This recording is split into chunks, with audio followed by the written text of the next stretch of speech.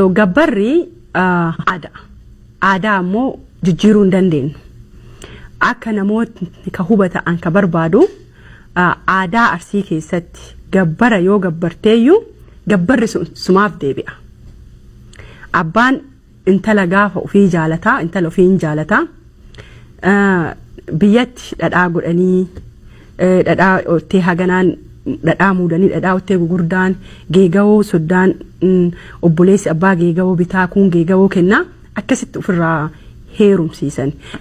Waannaan guddaan kan namni amma beekuu isarra jiraatu aadaa Arsii keessatti ta'an dura pooyintii an dura kaayesan yoo keette gabbarri hamma dandeette gabbarta. Haala yoo ta'e. Yes, haala waan ta'eef seera waan ta'eef itti dhadheetinini waan qabutu kana waan qabutu se'i si malee abbaa intalaatiin si malee homaan qabu wanni an qabu kana narran darbini waa an qabu narraa fudhadhu gaafati jette. Yoo abbaan haalatti kenne. Yes. Yoo abbaan qabate hoo ulfaataan sani. Yoo abbaan qabatellee waa beeku malee hin qabatu abbaan illee.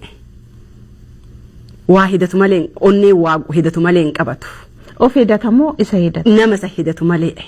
Hin qaba gabbaruu danda'a. Intalli tiyya qaani jedheeti yoo yaade qabachuu danda'a. Yoo qabatellee hoo Oromoon maal jette malaan bishaan waddanii jette. Kanaafuu gaafa qabatellee maal godha yoo hin dandeenye jechuun dhaqeetuma qabeenya kiyya dhiisaati anuu keessanii qabeenyi kiyyallee keessanii intalli tiyyaaf anillee keessanii haguma qabu narraa fudhadhaa tana fudhadhaa hoo jedhe abbaan intala Arsii kamiyyuu sanirra hin darbu. Dirqama hin qabu. Yes.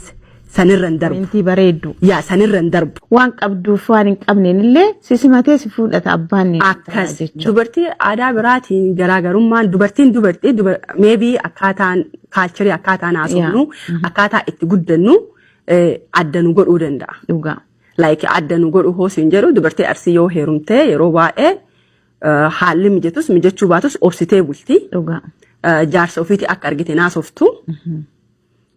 Yoo loleen illee akkuma gisee dhaamatanii gadi hin ari'ini ol ari'i malee jedhasanii yoo inni loleen illee fiddee gosa biraa bira naqxu yookaan nama biraa bira naqxu haadhumaaf isaa abbaa isaatitti yookaan hiriyyaa isaa yookaan obbolowwan isaatitti himatti malee so holumaa gala kaan jechuu barbaade jaarsa ofiitiif mana ofiitiif kabajaa qabdi maybe aanii isaan ka godhu keessaa tokko kana ta'uu danda'a.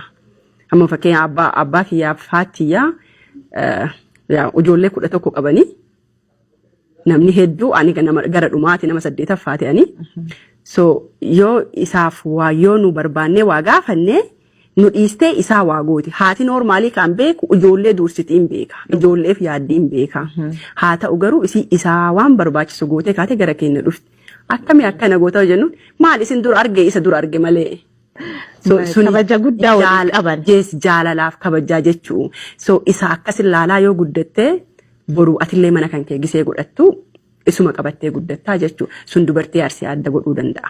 Kanaafuu gabbarrinii fi geega'oo waa wal qabatu qabu. Inni xiqqeessee illee gabbaru inni guddisee illee gabbaru maatii waan kennuufii ta'u waa intala ofii uma kenna. Inuma kenna.